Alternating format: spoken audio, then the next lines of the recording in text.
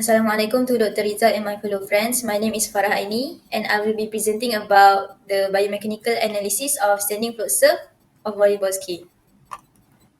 The standing float serve is a closed skill. Volleyball players have the option prior to the serve on deciding to initiate the feed as well as when to make the connection. Volleyball players are capable of dictating the accuracy and power of the serve. Corrections can be made on technique to achieve the most optimal serve. Some variables in volleyball serve range from the importance of understanding torque, center of mass, angular and linear velocity, pass momentum, angular kinematics, Newton's third law of motion, acceleration, projectile motion, and range of motion. Serving the volleyball can be performed in a number of variations which include jumps, standing, or underarm. However, the serve of the volleyball can be manipulated to perform different ball spins. The standing float serve is one of the most fundamental movements and skills in the game of volleyball. This type of serve has the ball deviate and alter direction mid-flight, making it difficult for the opposing team to determine where the ball will land. This clip demonstrates the proper orientation and progression of movements when performing a standing float serve. Both the upper and lower limbs are assisting and setting up to serve. Proper positioning is imperative as it will assist in transferring momentum and generating a larger amount of power, which will ultimately produce a successful serve. The ankle, knee, hip, shoulder, wrist, and elbow joints are all used in the standing float serve. The initial starting position of the serve begins with feet flat on the ground in an L or V shape with a majority of the server's weight placed on the back foot. The non-dominant shoulder is flexed with the wrist and hand remaining low while supporting the ball. Scapular retraction pulls the dominant arm backward to align the arm. The elbow flexes and the wrist remains in a neutral position. The deltoid, coracobrachiolis, and the clavicular head of the pectoralis major act together to raise the shoulder as the ball is thrown into the air.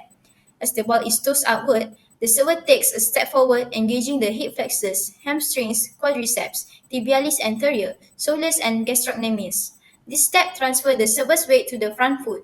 The back foot and ankle plantar flex, the knee flexes, and the hip extends. As the ball descends, the dominant shoulder stands and the wrist remains in a neutral position. The hand makes a contact with the ball and the elbow extends as the arm follows through the serve. The five phases of float serve is start position, ball toss, acceleration, ball contact, and follow through. Prior to the server must find his or her optimal starting position. Some starting positions vary dependent on the comfort of the server. In this case, the server seen here has a foot stance shaped as a V.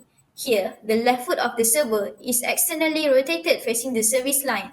From here, the non-dominant hand should be used as the feeder with a 90-degree angle and the elbow as a trunk and torso open up through the drawback face.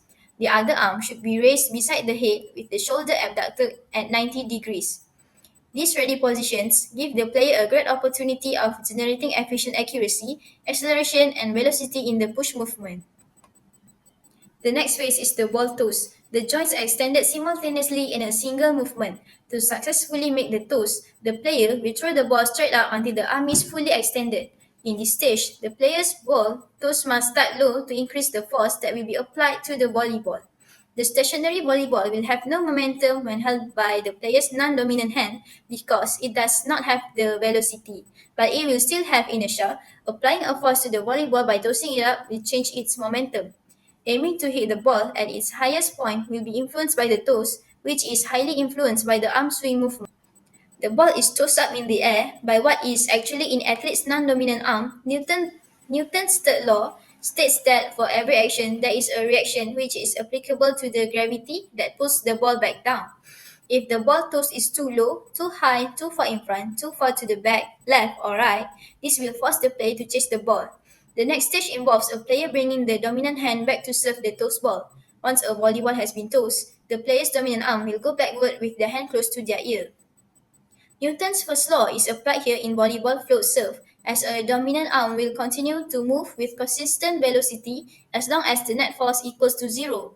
If the elbow is bent when completing the serve, the moment of inertia will decrease in the arm, which will lead to a faster angular velocity. This will have a result of a fast serve, making it difficult for the opponent to accurately hit back.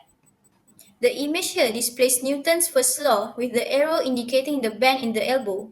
If the elbow was not bent when the moment of inertia would be too large to successfully complete the float serve. The body will begin to rotate as the shoulder and elbow moves into an extension as they aim to hit the ball. Once the ball has reached its highest point, the player will accelerate their arm forward as fast as possible. Increasing the arm, acceleration will have a result of an increased velocity, which leads to a greater momentum. Aiming to increase momentum will enable a greater ball trajectory as the player positions themselves to make a higher contact with the ball. As this occurs, the leading hip trunk and shoulder move into rotation and followed through by the elbow, wrist, and hand. The kinetic chain is known as a sequence of joint rotations to translate mechanical work through joint constructions in order to allow movement and dynamic tasks. The volleyball float serves as an open kinetic change movement as the segment furthest away from the body is free and not fixed to an object.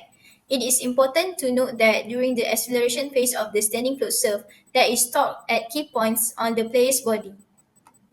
The image here displays torque occurring, which is the energy expressed during the rotation movement. Torque is needed through the torso, hips, and shoulder to successfully serve the ball to the opponent. A greater force from the serve will result in a greater torque. Therefore, increasing the force will increase the amount of rotation.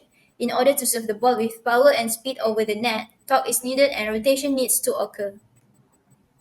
In order to accelerate the ball faster, a larger force must be applied to it. This force is transferred to the center of the ball by the palm of the athlete's hand as seen on the images here. The equation to measure the amount of force is mass times acceleration. Momentum needs to be transferred from lower body to upper body in order for a greater force to be applied to the ball. This is because greater force equals to greater power.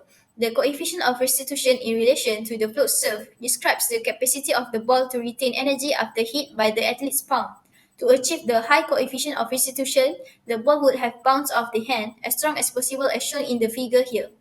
The placement of the hand when meeting the ball can impact the ball trajectory.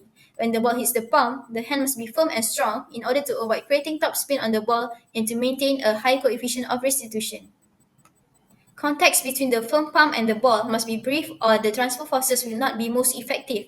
These forces are created when all muscles and joints move together in the correct sequence, all building up to create its maximum potential force. The proximal to distal sequence describes the movement process between the shoulder to the fingers. It is the movement chain between the shoulder rotating forward, the forearm and the wrist pulling over while the straightening of the arm which locks the elbow in straight position. After the player has successfully made contact with the ball, the next phase is to follow through. This movement will end with their hips and trunk facing the net. The follow-through is completed using a proximal to distal sequence using a push movement. The ball will have potential energy when it is elevated in the air throughout the peak of the release. Also, the height of the ball, combined with the force of gravity, will determine how much acceleration it will have when it falls and how much kinetic energy it gains before being hit. The player's center of mass won't change significantly. It represents a mean position of the matter and the player's body, which is also known as a center of gravity.